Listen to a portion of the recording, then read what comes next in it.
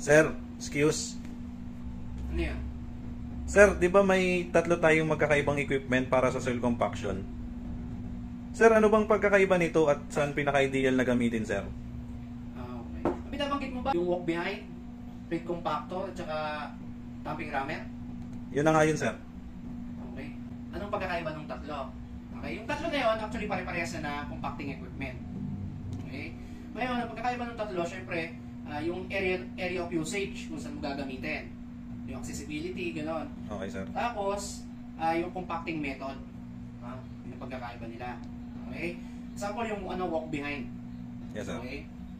Yung area of accessibility o yung area of usage na paggagamitan mo noon, no? Ideal yun para sa mga malalawak na area. Yung minimal yung obstruction.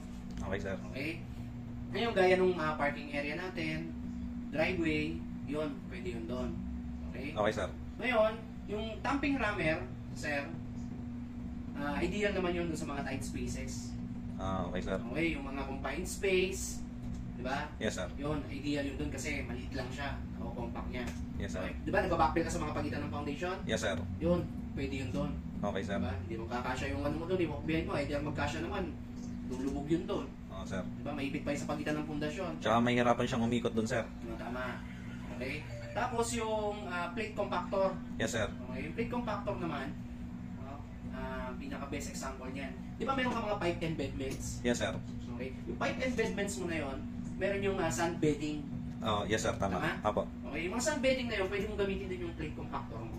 Okay, sir. Ibig Okay. sabihin, pagka bedding natin, kinokompak pa rin yan, sir. Oo, para padaanan mo, syempre, Okay, para, sir. di ba may slope yan? Yes, sir. Okay.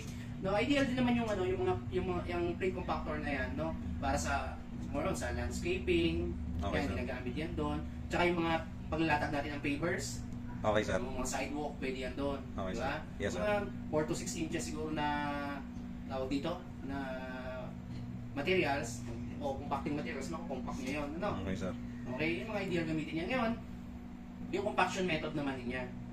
Yung compaction method ng walk behind, no? Yung walk behind na yun, tawag dito, ginagamitan niya vibratory at saka tawag doon, static rolling. Okay. Okay, static rolling ginagamit niya yung weight ng roller. May roller yan di ba? Yes, sir. Yung roller na yun, sir, yung weight yun yung nabibigay ng pressure dun sa soil para ma-compact siya. Kaya sagayan yun ng vibratory. Okay, sir. Okay? Yung plate compactor naman, vibratory lang yun. Nagbabibrate yun. Okay, sir. Okay? Yung tampering rammer naman, ano yun? Di ba naman? Pag ano naman yun? No, nagtatamper yun. Yes, sir. Yung tumatalon-talon, sir. Tama, no? Impact. Impact. Impact force ang ginagamit doon. Okay. Yes, sir. Okay. Sige. Ngayon, marami pa kasi kinoconsider paggamit sa mga ganyan equipment din, no? Lalo na pag malaki yan, lalo na pag mga kalsada, Yes, sir. asphalt, no? Pero, separate naman yun dito sa project natin. Yun lang muna i-discuss ko sa'yo. Okay? Okay, sir. Thank you, sir. Sige.